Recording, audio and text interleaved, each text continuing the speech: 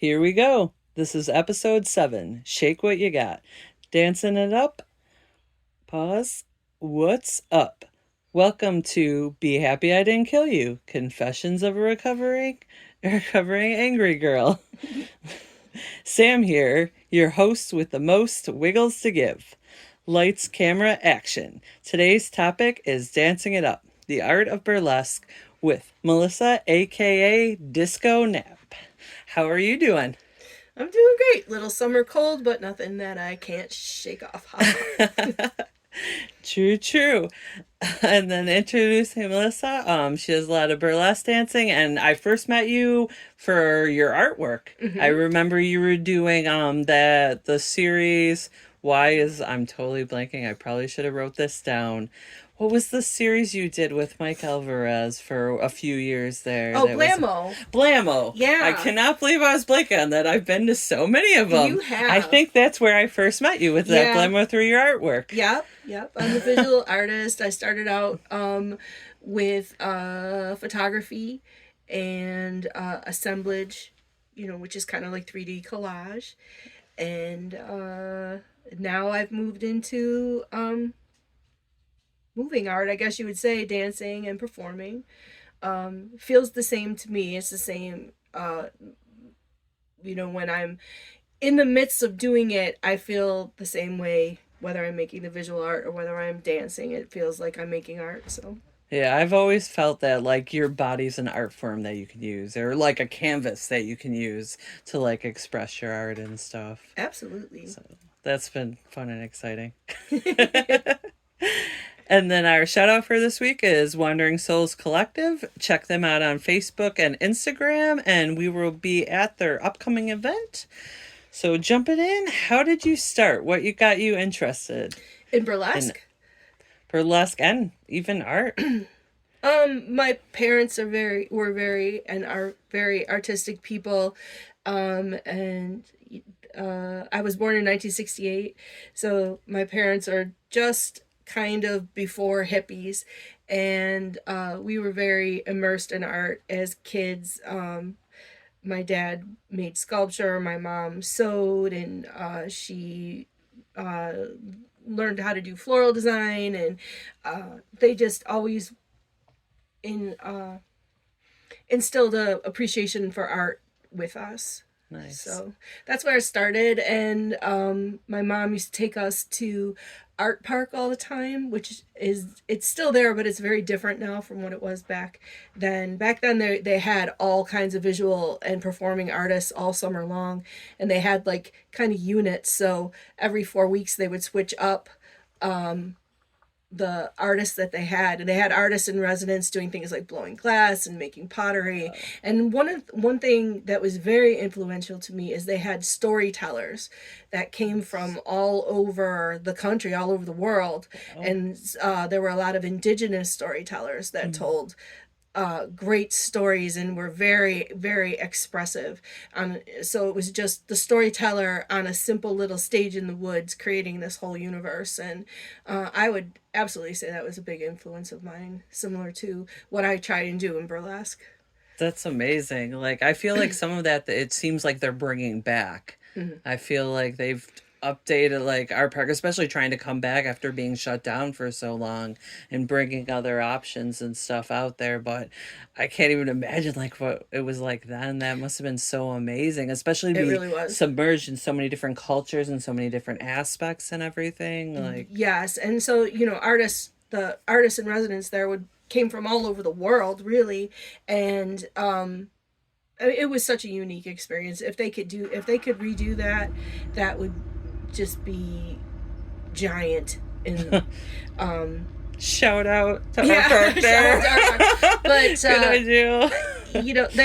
they along with during the day they would have all these, all the artists in residence doing their thing, and then sometimes my mom was a great picnicker, so we would have this great picnic, and then we would stay and watch a dance performance. And so Arthur Ailey and Martha Graham and all different kinds of modern and almost any kind of dance troupe that they had coming through. If my mom had the money, she would waitress so she would have the money to do it, we would see them. So Oh, nice.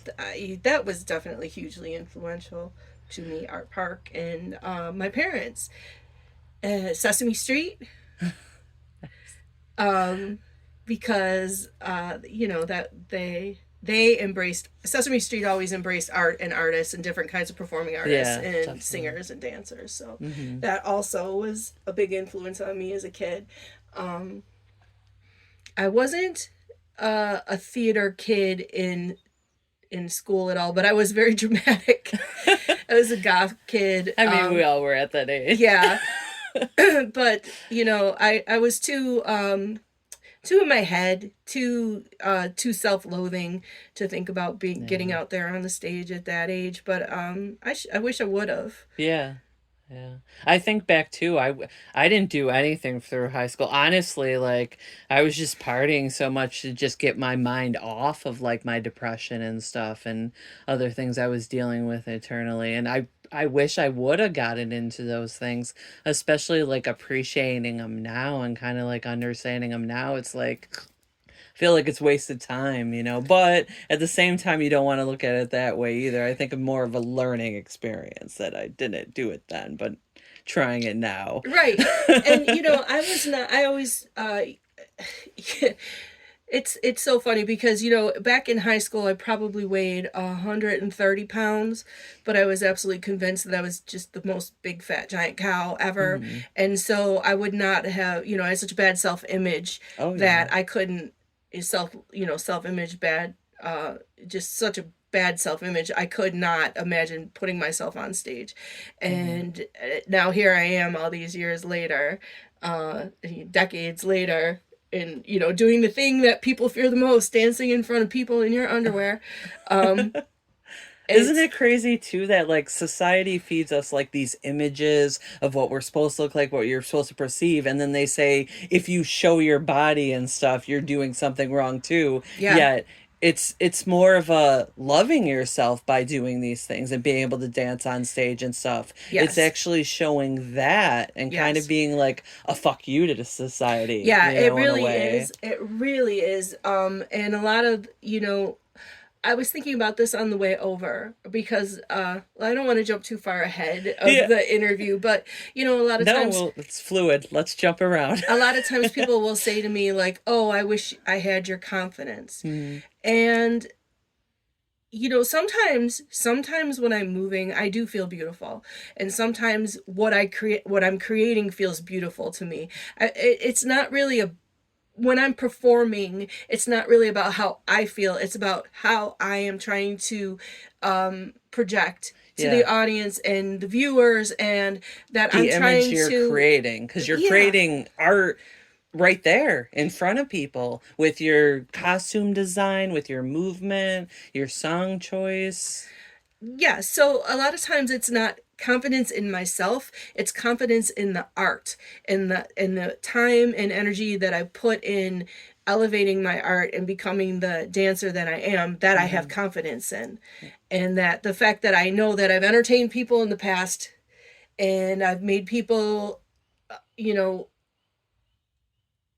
I don't want to say I've made them feel something, but if I'm doing a sad song, sometimes I feel they Yeah. get that I'm doing like that heartache And you breakup should song. feel something from art.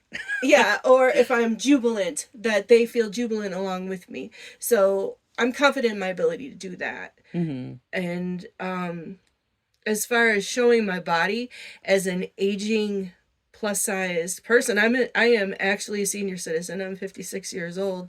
So it's a political act Hmm. for me to show my body, Yeah. and to for so many reasons. But burlesque has always been political, Hmm. um, but for so many reasons it's a act of defiance to be up there showing my body, and I'm here for it. Yeah. I like that message, even if every day I might, from day to day, oh, my ankles are swollen today, or I don't, I feel bloated in the middle. I still feel like it's an important moment to be up there and say human bodies look like this. Hmm. And have that Sometimes, power within yourself, yeah. to sometimes human bodies have swollen ankles, and sometimes they're bloated in the middle, and sometimes you dance so well that maybe people don't notice. Other times maybe not, but I don't know. And being someone that's seen you perform, you can like feel that as you're performing, like you're giving off like all this great energy and like kind of feeling your art through you. Yeah, yeah, and that energy is that is what is addictive. I'm giving my energy to the audience, and the audience is giving their energy back to me, and that is what's addictive. It's that exchange. And what was amazing is when I saw you perform too, your husband was there. Yeah. And just to see that energy between you guys. Yeah. Like I don't know when you I don't even know when you saw me. it was at it was like a dinner dessert type thing. It was at the oh gosh, what's the name of it? Some like weird name. It had video games. Oh, Masuda Chow's? Yes, that's the name of it. Oh, yeah, yeah. They had that. I remember that well because that was one of the first live performances that I got to do after the pandemic. Mm-hmm. And because I had done some video, web-based kind of burlesque shows where everybody's taping individually in their living rooms or wherever they did Yeah. it, and then It's not the same, sending it you and know? making a compilation. We kept it alive though. We kept Yeah, it alive. yeah. But yeah, that was one of the first, and one of the people that I performed with that night was Jamie Doctor, Mistress J Kiss, and she's my mentor. And to be invited by her to come out and perform was just amazing. She's returning now too, right? Yeah, I just danced with her in the Stripteasers 20th anniversary show at That's Nietzsche's. amazing. 20 years That's incredible. of continuous burlesque. That I haven't been doing it for 20 years, but they Yeah. have. Yeah. Yeah. But for them to have people like throughout the years and stuff featured and come in and come back Yep. and talking about that, prepping for a performance. I would love to hear about like your creative process for that. Okay, well, there's two kinds of burlesque that I do. I perform. I was doing it weekly. Now it's twice a month at Nietzsche's on Allen Street. They're a tremendous supporter of our art and the arts in general, live music and burlesque, and have been for years. Oh yeah. So I am very fortunate to have been invited to a residency with a stripteaser. So I dance twice a month there. The first set is at 10:30 on Tuesday, following Rust Belt Comedy. So that is open mic comedy. So you get to see a lot of and that's been very interesting to see and learn about that art form. But the open Especially mic within the Buffalo scene. yeah, so the open mic is like people developing acts and newer comedians trying to see if their stuff works. So sometimes it's great and sometimes it's not, but it's really interesting to see the process. Yeah. And then we come on after. We always have either Joe Donahue or another live piano artist playing and singing, and then the stripteasers. And our first set is on the floor, so we're right, on the floor, even with the audience, which gives us a little more chance to use props or bigger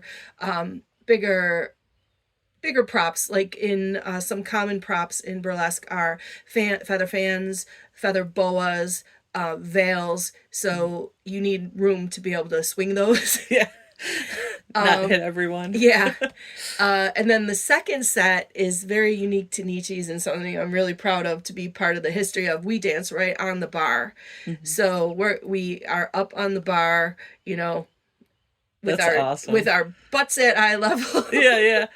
And that's a whole nother kind of, you have to adjust your choreography, you have to adjust your props, you have to, none of us are wearing, quote unquote stripper heels up on that bar. Yeah. Because, it can be slippery. But you're never going to be closer to an audience than we are when we're up on that bar, and it's really fun.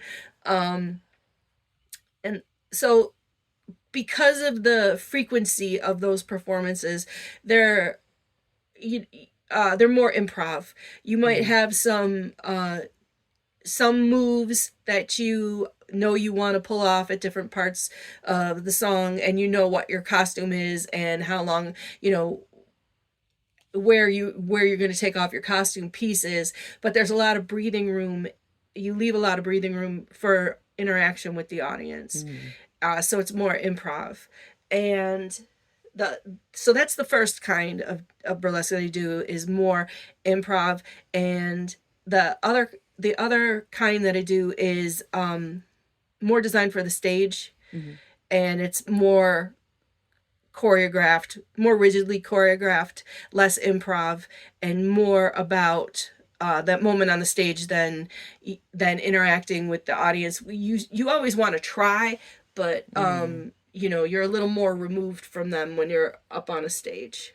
It's kind of like they're peeking through a hole and like seeing you. Yeah, So but like the stage part. The one of the things about burlesque that I love is you can walk up right to the edge of the stage and interact with the audience, which you're not really going to do if you were doing, ballet or jazz or something like that. Yeah. So that is really fun. So to prepare, for Nietzsche's or more the bar type of burlesque that I do, is more you hear a song, you're inspired by it, you kind of think, what costumes pieces do I have that'll go with this, and you run through the song a few times. Usually a lot of times I'm running through the song on my way to work. Yeah. Without actually moving to it, and then the day of, I'll run through it for a couple of times with my costume pieces, and then you let her rip. And then you make most of your costumes too, right? Yeah, or we definitely, burlesque artists definitely at least style. They're self-styled, unlike if you were doing, if you were in a Broadway show, or putting on a part of a ballet performance, your costume pieces would be picked out for you. Yeah. With burlesque, we style all our costume pieces ourselves. We make a lot of our costumes. I'm more of an embellisher. I could never sew a bra for myself. I am a size 40G, so that's a lot of physics involved in a bra for myself. 40E, so yeah.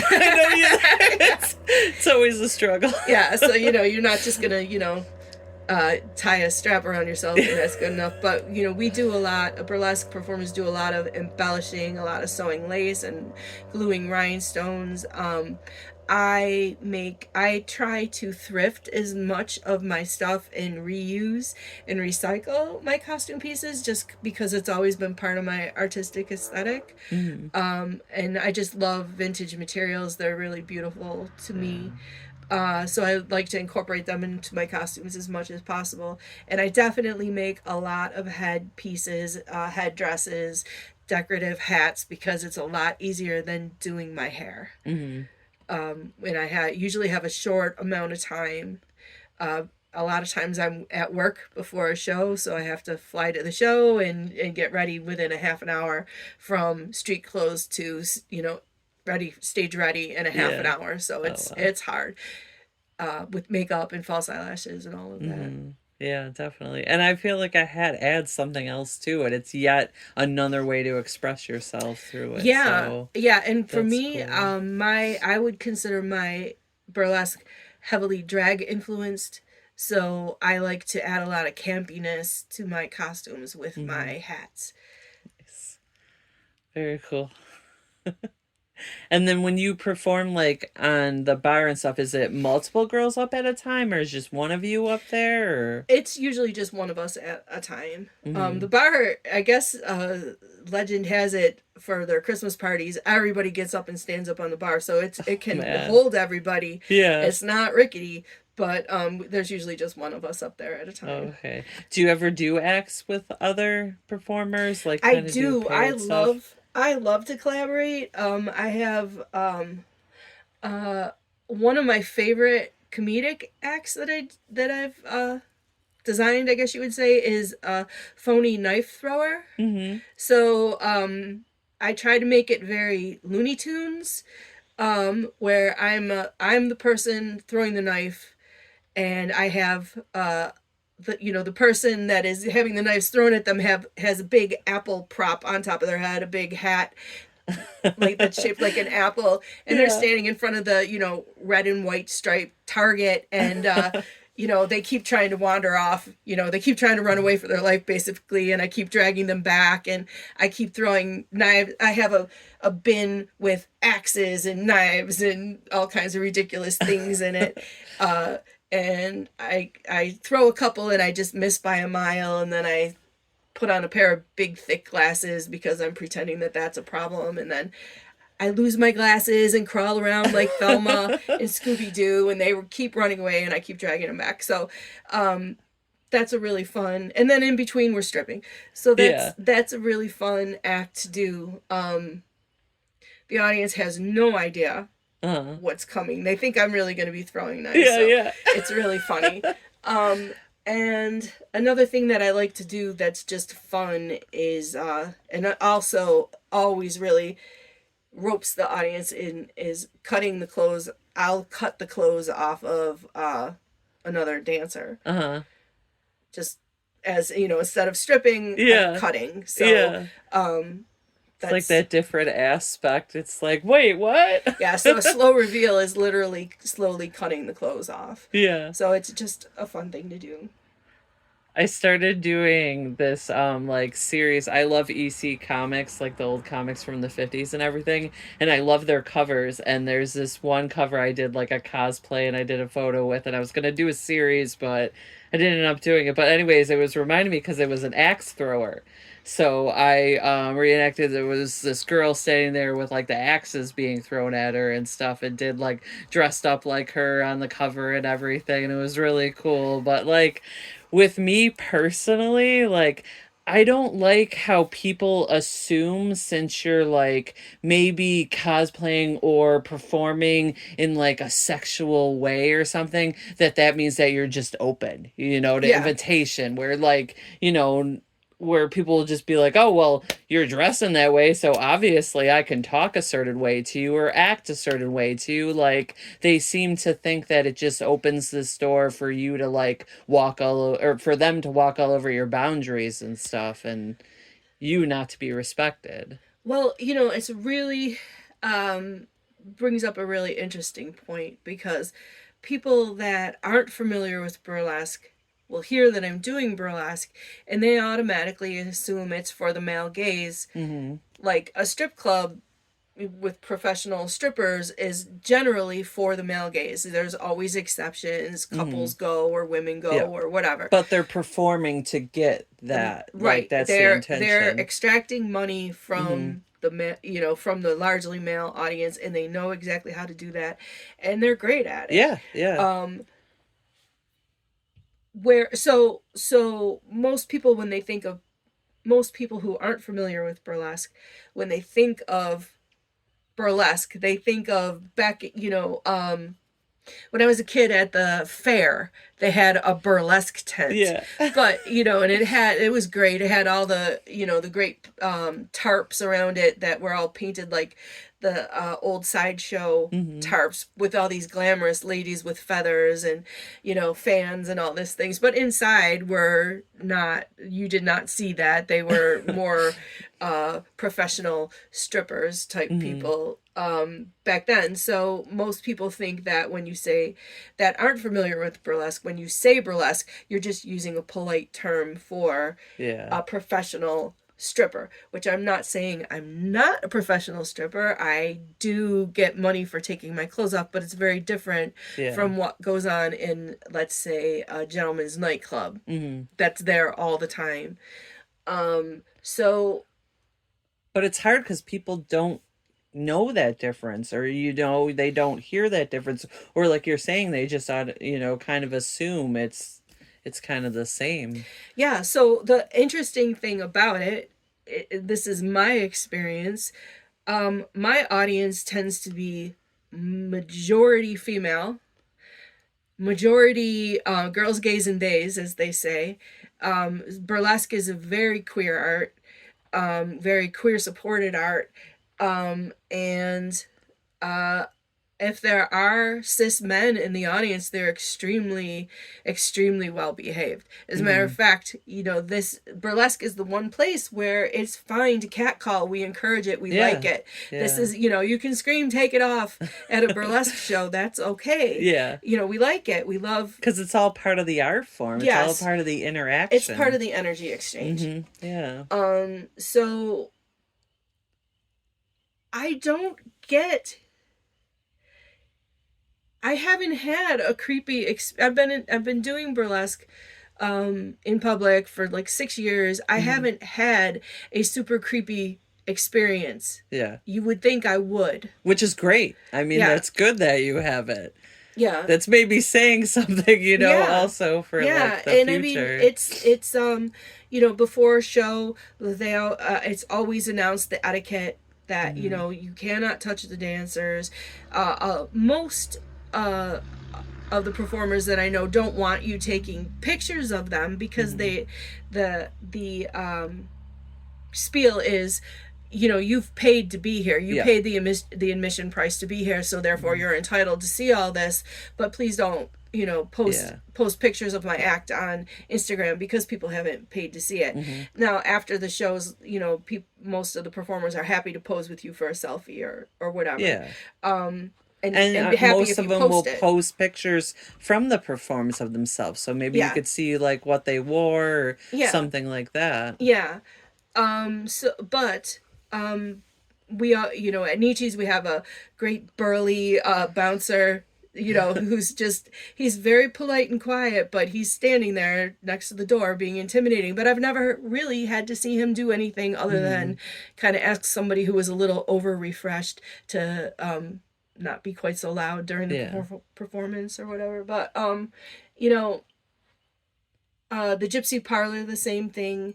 Um, that's another local Buffalo bar that supports burlesque is the Gypsy Parlor. Hot Mamas is another one. Yeah. I Um, just went there for their 420 show oh, with with the glam the vamps glam because I've vamps. been like dying to see the glam vamps and I finally Yes. got to go. Oh my god, it was so good. I took my sister-in-law and she had a great like she had never been before. She's from California and there's a lot of stuff she hasn't tried yet. So like it was really nice to be there for like her first experience and like she really seemed to like it. So that was like super awesome. The glam vamps are so incredibly talented, and yeah, they was that the Ren and Stimpy show. Yeah. So yeah, they went Oh, it way was out. so funny. They So went they way did out for so that, good. and that's another thing that's great about burlesque is there's a lot of humor, uh, Hmm. a lot of oddball stuff, and a lot of it can be very political, but we are not afraid to make asses of ourselves, on the stage for your laughter. So that's such a good example. I didn't see that show, but I saw it was on Instagram, still Uh-huh. photos of it, and it looked hilarious. Yeah, it was. They did a fantastic job. Like a really, all the performers amazing. Yeah, Yeah. I've been I'm lucky. I've danced with the Glam Vamps and also the Misdemeanors in Buffalo. Most of the local troops I've been invited to perform with, Hmm. which is really really nice. Yeah, definitely. That's awesome. And then like, have you felt like your friends and family have been supportive? Yeah, I wouldn't. How do I say this? Like, I don't hang with people that aren't cool. You Yeah. know what I mean? Like, I Yeah, just yeah. so the kind just anybody who would be my friend, anybody who I would put the time and energy of a friendship with Hmm. would have to be the type of person that would be okay with it. Doesn't mean that they want to do it, Yeah. but at least say, okay, well, if that's your thing, I'm glad it makes you happy. Hmm. You know. So my family, um, they're okay with it. Like I don't know. Yeah, my mom is no longer living, but she strongly stated that she wanted me to be happy and Hmm. do what makes me happy before she passed. So I know that I have her blessing in it. My dad, he's just kind of like, whatever my kids do are great. They're great. So she's That's doing it. She's awesome. doing it great. My parents aren't I just in general, if somebody has a problem with it, I don't care, Yeah. you know? Yeah. And Because you're if just like, all somebody's, right. like, well, I can't be your friend, or I won't, I can't invite you to the wedding because you do that. Okay, that's good. Why would I want to go? you Yeah. know? Yeah. It's So like that little meme with the little girl who's like, how to get rid of bullies or whatever. And the little kid's like, I don't, you're not coming to my party. She's like, good.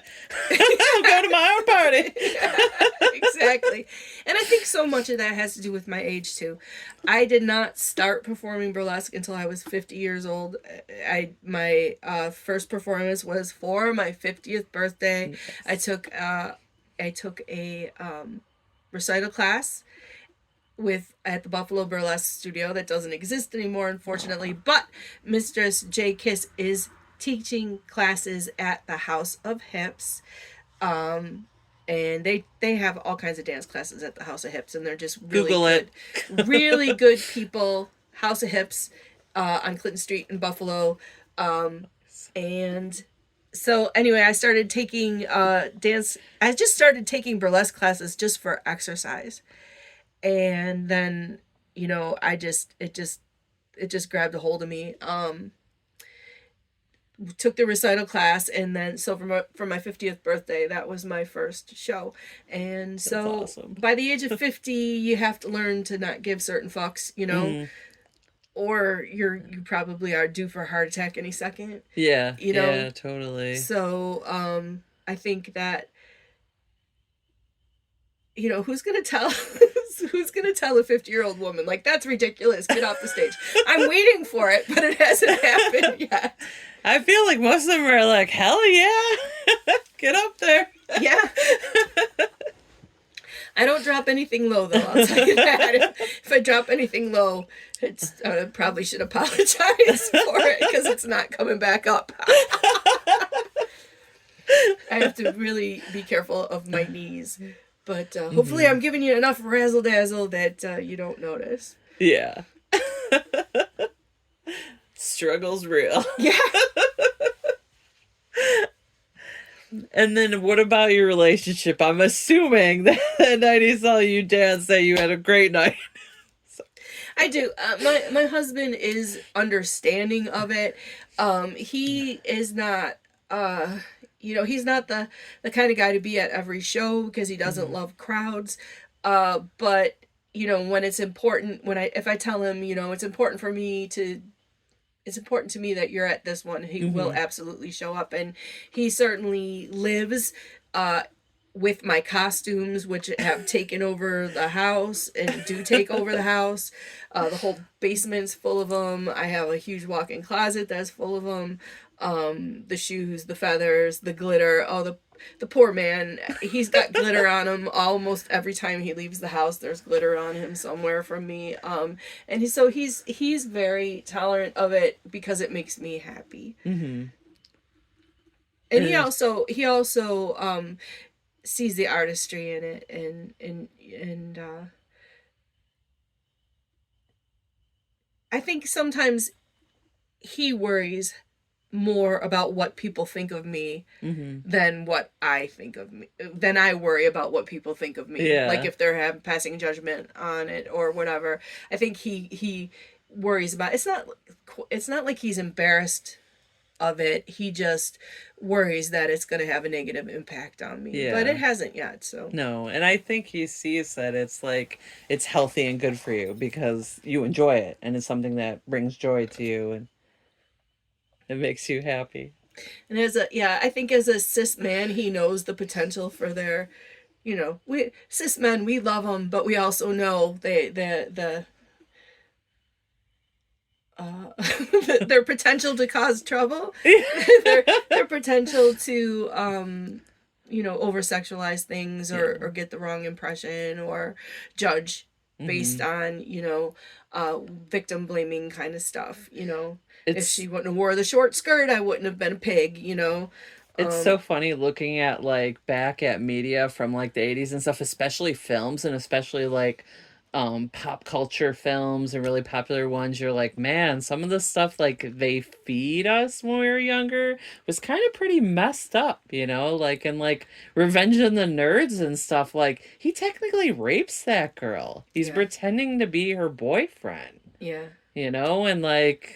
And just the way they talked and some words they used and everything, it's like, Pretty Woman, I man. mean, is pretty cringy. And I mean, I saw a ad for perfume, and it was like from 1982, and it was basically like a secretary being like, I'm gonna wear this to work and seduce my boss, you know, but It's more like crazy. from the boss's perspective, you know, Yeah. like the boss's fantasy that, oh, she's putting this on just to seduce me, and I'm just And it's so helpless. crazy that so much of it was through products. Like I've always been a huge fan of like advertising and stuff. And when you do look back on some of those ads, they really do like narrow your view on like women. And Yeah. like that's crazy that it's like, and then even like they used psychology when they did like ads for cigarettes when they first started doing cigarettes because they realized if they could loop women in, they can double their sales. Yeah.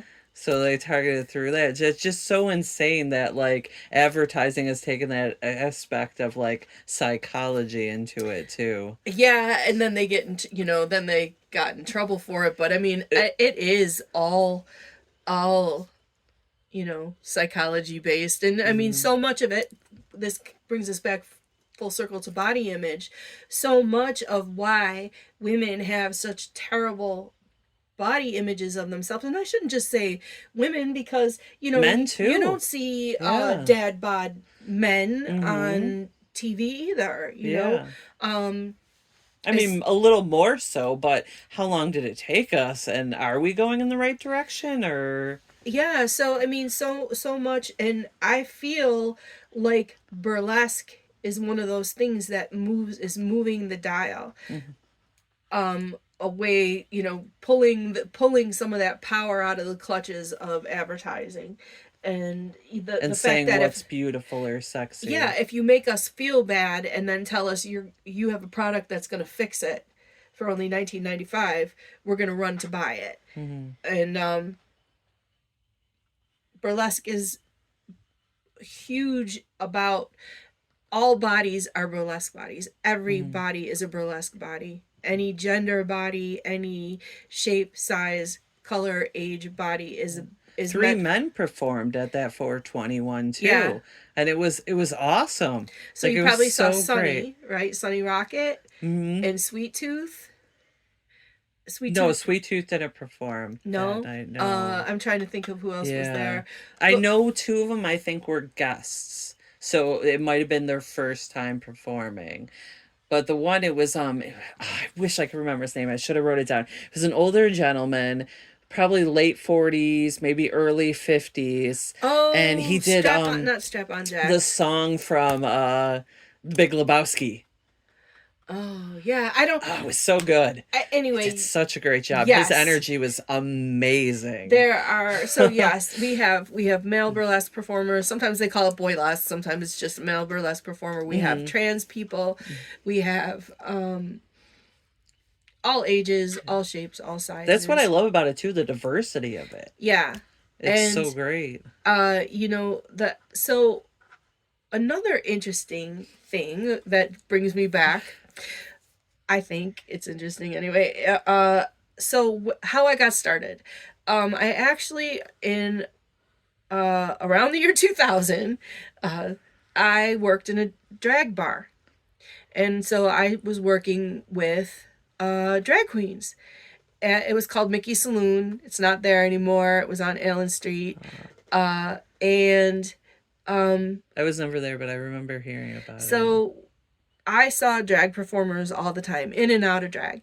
And the transformation astounded me, that you would see this kind of, you know, forgive me, dumpy looking guy come in Hmm. and sit down and have a drink and then go in the back to get ready, and out, you know, out onto the stage comes this beautiful human being, you know, hair, makeup, everything perfect. um when they had drag pageants, uh you had to be the the contestants had to be perfect. Like, you had points deducted if your dress wasn't the right length, you know, if your toes showed, or if you had a wrinkle in your dress. So I mean, they really I don't know, stress perfection, I guess. But so you would see this unbelievable transformation. And it was the first time I saw people who were not conventionally attractive come on stage and own it. Yeah. And man, did they own it. And then at the end, you're just like, they're so beautiful. Yeah. You know, like, yes, and then, you know, I saw all their different personalities, and and I learned so much about just, it was just such a tremendous experience. So back then, who worked at Mickey's also was Siobhan Davis, who is a Buffalo gay activist for decades and decades. And so that's how I got to meet Siobhan, and that's how I got my name, Disco Nap. I didn't do burlesque back then, but I remember Siobhan saying, you know, I have to go home and take a disco nap before I perform tonight. And I always thought that that was such a cute term. So my name actually comes from Siobhan. And back in the days of Mickey's, where I won a drag title. nice. I was not a drag king. I dressed as a woman. Yep. But Which women could do drag too. yes. For anybody that doesn't know. So back then it was kind of like a head scratcher, but they were like, okay, yep, you're right. You can do it if you want to. And I competed in the Miss Mickey's pageant, kind of tongue in cheek, because I was like, oh, well, I should be allowed to be in that pageant. And they're like, yeah, you can. And so then I had to do it. Yeah. And I had never done anything like that. But I was first runner up. And the person who won got in a fight in the bar and got disqualified for fist fighting in the bar that they were the reigning Miss Mickey's of. And so they got stripped of their crown. So I actually got the crown. And because Mickey's bar closed, that technically makes the title regent. So in the Imperial Court of Buffalo, I can walk in their coronation with a title of Miss Mickey's Regent forever. That's amazing. So I have a drag title. I have to do that. I have to take that back one of these days. Yeah. One of these years for the coronation. But that was, so obviously that was a huge influence on me, and I'm sure my performances were cringe, but you know, I gained so much respect for these humans who their desire to be their true selves overrode their desire for safety. Yeah. These people could literally be killed for leaving their house in pantyhose. Like there's people who wanted to kill them for wearing pantyhose. Yeah. And I was like, I've seen more balls on these guys in pantyhose, and the determination to be themselves it was just so inspirational. Yeah. I mean, a lot of things were different by 2000. A lot of things were different, but it was still pre RuPaul's Drag Race, I'm pretty sure. Yeah. But you know, Marcella's was swinging at the time, the drag club. Yeah. So there were a lot of drag queens in Buffalo. That I had been to Marcello's a few times, and RuPaul too. I was a huge fan of RuPaul's show. Yeah. I actually would watch it with my nieces and stuff, and I took my niece, she's 17 this year, but last year when she was 16, I took her to her first drag show. That's so amazing. It was an all-age drag show, so I was like, this is awesome. I bet she I'm was gonna get her a ticket. She so excited. loved it. But also after, you know, hearing, like, I kind of raised her being like, this is a beautiful art form. Look at what they put into it. Look at their makeup, their costume. They're putting their heart into it to, like, expose, like, a creative part of themselves. And, like, there's something to, like, respect out of that and appreciate of that. Yeah. You know? And and look what happened. She grew up appreciating it. Yeah. So I mean, that's amazing. And the whole thing is like, and if you don't appreciate it, don't go. Right. Don't look. like I want to say like I don't appreciate bowling, but I kind of do. I think anything anybody puts time and effort to when they're good at it and it brings them joy to do it, it's cool. Yeah. Whatever makes you Yeah. happy. It's Especially hard. hearing them to talk about it too when somebody's like passionate about something. Yes, but so I mean, as much as I can't understand wanting to, I just can't wrap my head around wanting to shut somebody down because they like something that's different than what you like. Yeah. Yeah. Definitely. I talked about like my second episode saying like being a nerd and stuff and kind of feeling like sometimes you have to hide it, but then you shouldn't because like you should be able to bring that out. And if you love something that might be ridiculous to somebody else, whatever, like doesn't affect you personally. And I think that is the beauty of the interwebs is if you're somebody who's like, I want to wear a bastard clog on top of my head and tie it with a ribbon, there's going to be somewhere, somebody else, someplace in the world that goes, me too. Yeah. And the two of you are going to walk around with clogs tied to your head. And, they'll pretty soon there'll be a convention. But, that I think. And they'll be happy doing it. I think that, so yeah, burlesque is one of those things that is moving the dial to body positivity and the internet too. Yeah. Because, I've always been, well, I say I've always been a plus size person. I've always thought I was a plus size person. When I was a size 10, 12, I thought I was, I thought I was big back then. And I'll tell you what, the clothes were horrible.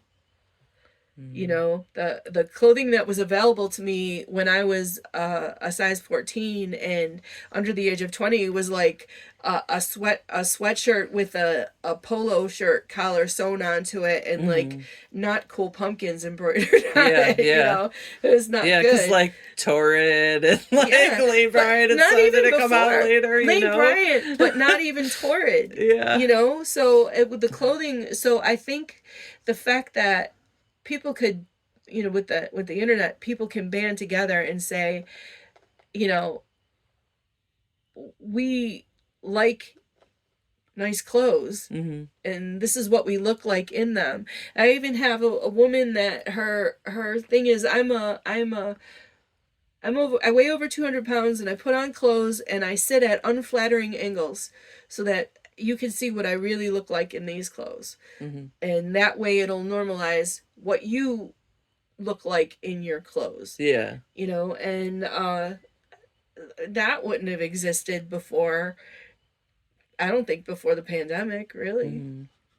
So burlesque is out there saying, whoever you are, if you want your place on the stage and you work to develop this art, then you can have it.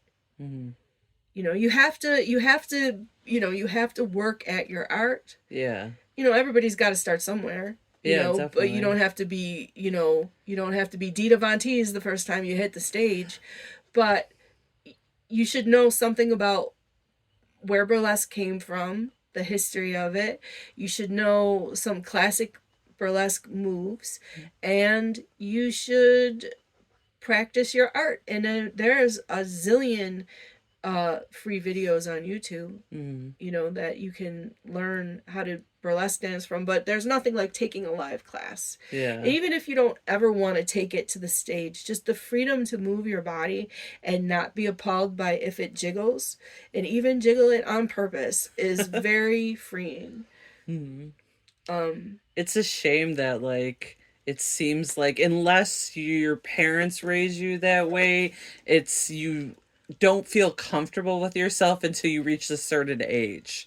And that's like such a shame because I know definitely for like, 7th, 8th, and 9th grade, like I was like anorexic and bulimic and I thought I was so huge. But looking back at pictures, like you were saying, I was pretty small, compared to, but now like I'm comfortable with my body and everything. And yeah, I got extra curves and rolls and all that, but like I'm comfortable in myself now. And I kind of wish like I would have had that back then and I would have like had maybe some more inspiration in my life at the time and everything. But I'm thankful for now, to feel a little bit more comfortable and The Yes, and I feel that very much. The performers that don't have those typical dancer bodies, seeing them and performing with them, and when I started out, I'd wear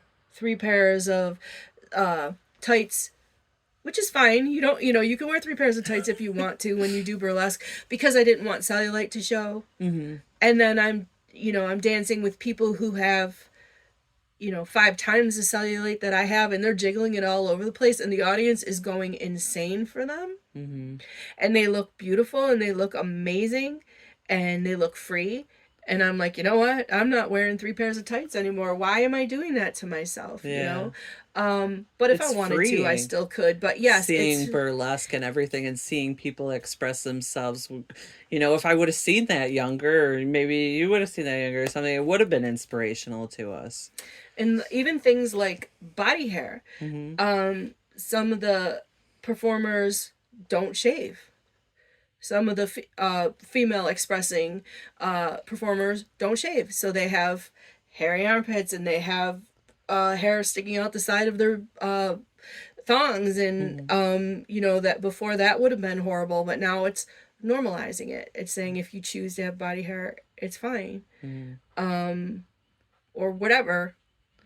That's one thing too I appreciate about the younger generation, especially like with my niece's generation and stuff. They seem to be more like, "Hey, this is me. This is what I'm comfortable doing.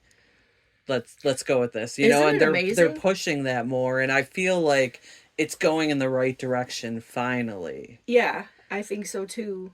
It is, and uh, the things that we're coming up on Pride, Mm-hmm. and I've had the privilege to ride on the stripteasers floats.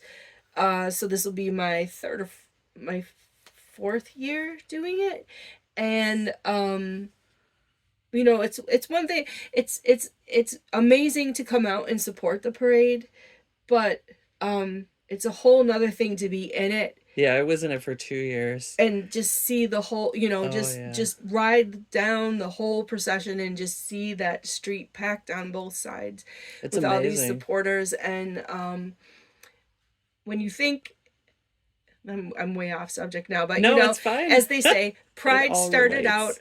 a riot. Mm-hmm. The first Pride was a riot, and that is what it took people getting arrested and thrown in jail so that we could have a parade with sponsored by Rite Aid and And M&T for some reason constantly every year. Independent Health, yes.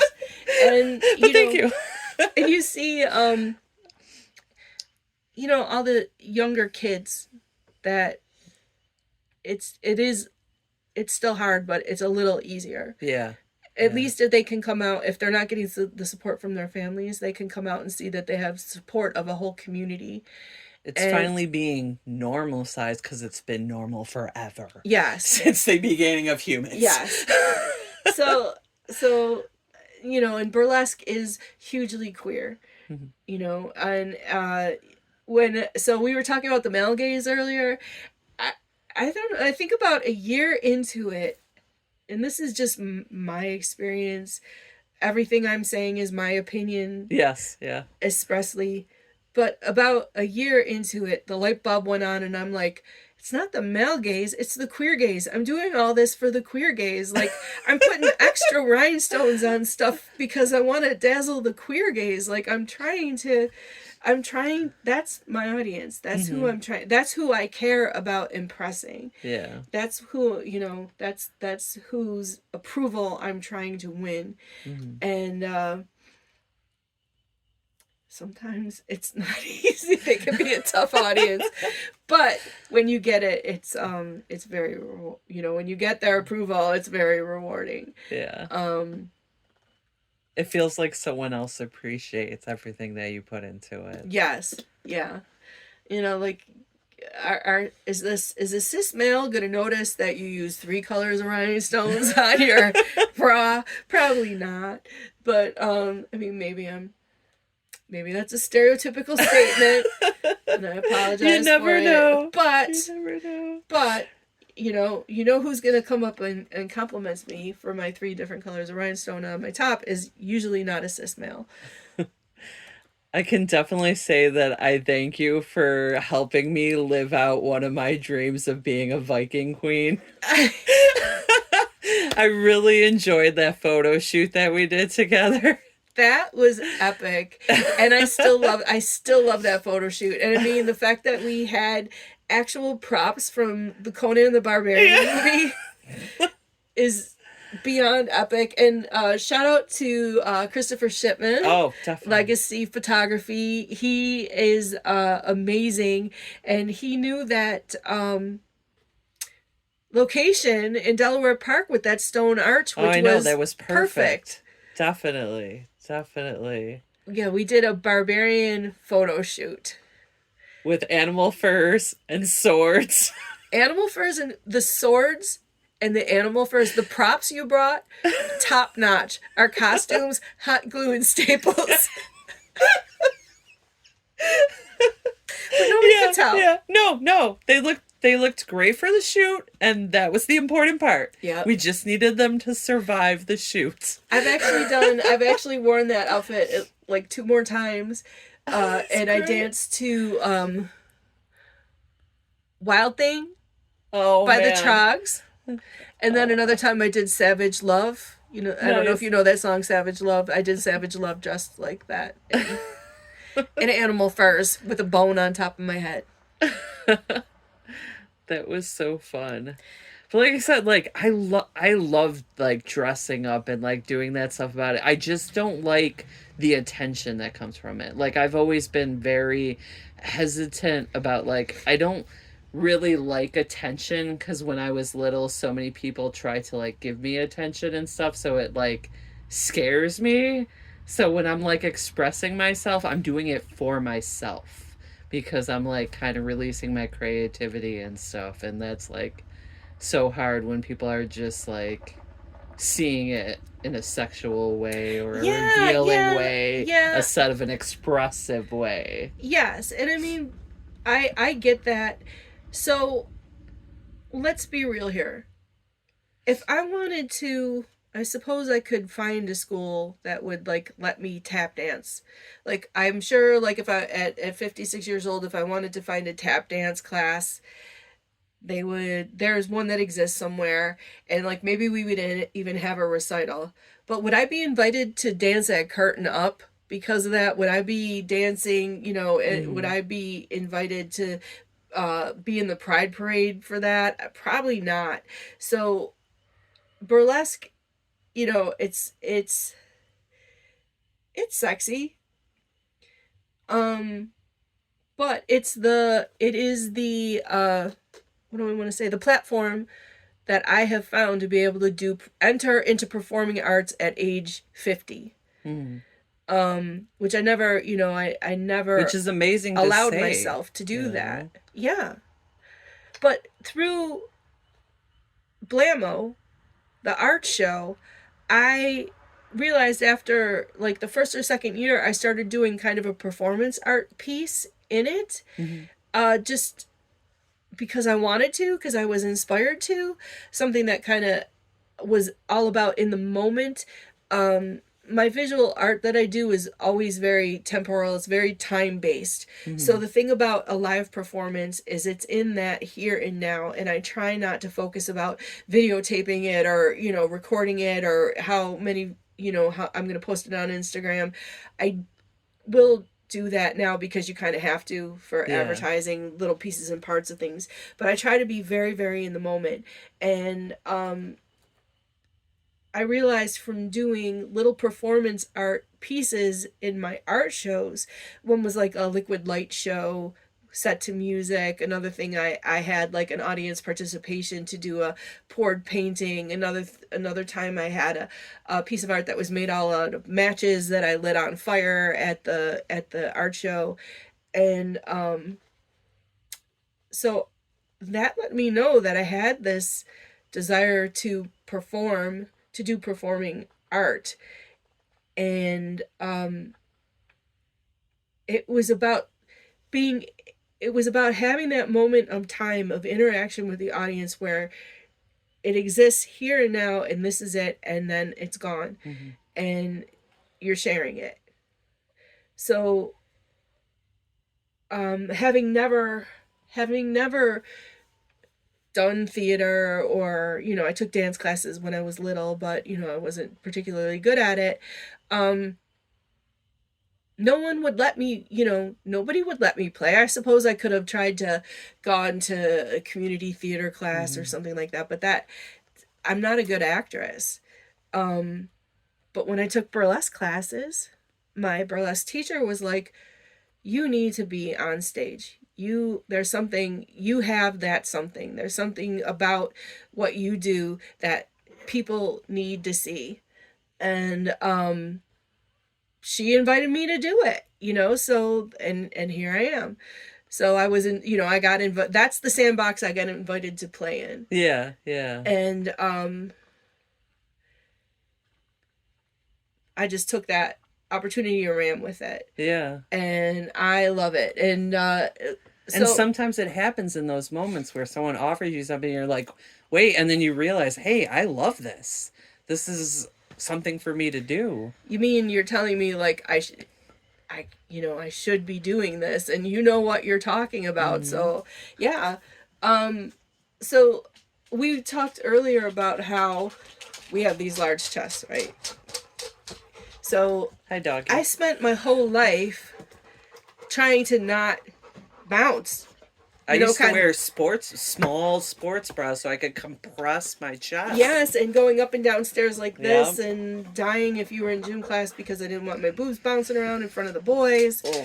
And so I was so conditioned to just, it's such a weird world because it's Yeah. like you're supposed to have big breasts, but not too big, Yeah. Yep. So I always felt like mine were too big. Mm-hmm. And so therefore, kind of a caricature, or, a point of kind of embarrassment, Yeah. definitely embarrassment. Like, oh, I'm mortified that I have this big chest. I just wanted to be able to be a kid at the pool Mm-hmm. like everybody else, but instead it was like boys making fun of, the fact Yeah. that I had boobs. Yeah. Um, I remember how bad fifth grade was for me. I don't know why that one was the most traumatizing, but it oh was my just God. like, I wouldn't be that age again for all the tea in China. It was horrific.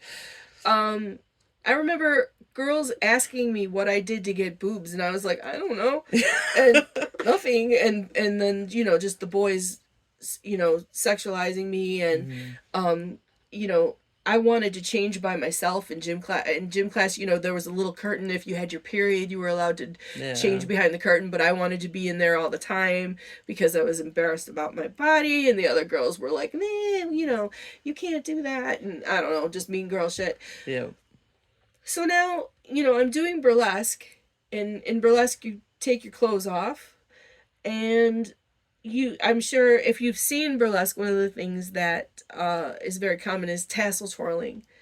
You legally you have to cover your nipples, and so kind of as a in your face thing back in the day, they started twirling tassels to kind of be like, okay, yeah, you want me to cover my nipples, well, now I'm going to do this. Yeah. So yeah, this is really modest, right? um so I was very I did not want to do that. And it's not anything against anybody who did do it, just Mm-hmm. personally, it just I couldn't let that go. Like that was something that I just couldn't free myself up to do. And Mm-hmm. then in the last 2 years, last year and a half, now I twirl tassels. And so that's, my Yeah. art is still evolving. And Yeah. now it just doesn't feel like a number unless I do. I used to, I always have to wear pasties, but now unless they have the tassel hanging from them and I do some tassel twirling, I don't feel like I've really done my number. Gotta add it at the end. Yeah. Yep. Tease and reveal. Make them wait. Is there anything that you feel that we haven't talked to that you wanted to mention or discuss? Uh, just that everybody should go and see some burlesque.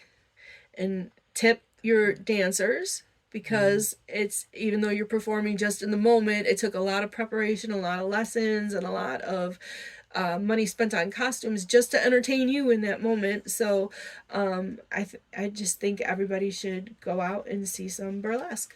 Yeah. Agree. Agree. I definitely feel like it makes you feel a little more confident about yourself afterwards too. That so many people get up there and just kind of control that room. Yeah, hopefully. Yeah. So jumping into my other part, what's your favorite thing of the week? So this can be like anything you consume media, or maybe a conversation or an experience. I like seeing Donald Trump squirm in court. I love the fact that he has to sit there for hours every day when he wants to be doing other things. That's my favorite thing of this week. Is maybe it should, that's small minded, but I'm To each enjoying their that. own, Yeah, you know? he's falling asleep in court and saying that he's just resting his beautiful blue eyes. That's what he said. Anyway, Mine has been this beautiful weather this week. uh, It has finally like gotten warm and been able to like kind of go outside and like be like, "Ooh, there's animals out here and they're cute little bunnies everywhere." flowers. Yeah. So, closing, thank you for listening. And don't forget to check out radpantheon.com, a super team of pop culture craze creative types like me and so many others. Also, go to Western New York Horror Crew. That's KRUE.com to check out our nerd thrift store. And do you have any shout outs that you want to do? Just I will be performing at Nietzsche's Pride Show on June 1st. And follow me at uh it's at Disco Nap 2019 on Instagram. Nice. And then our upcoming event is Saturday, May 18th. I said Sunday before, so correction from that. It's actually Saturday. And it's 12 to 4 at Buffalo Ironworks. And there's going to be a lot of other vendors there. And it's hosted by our shout out for this week, the Wandering Souls Collective. Add them on Facebook or Instagram. They're doing a lot of events and kind of having all kinds of stuff. They're even doing some palm reading and stuff for some of the vendors, That and sounds really cool. yeah, it's super fun. So check that out. And to quote Mae West, an actress and performer, you only live once, but if you do it right, once is enough. Everybody enjoy your night and try to make someone smile. And bye. Bye.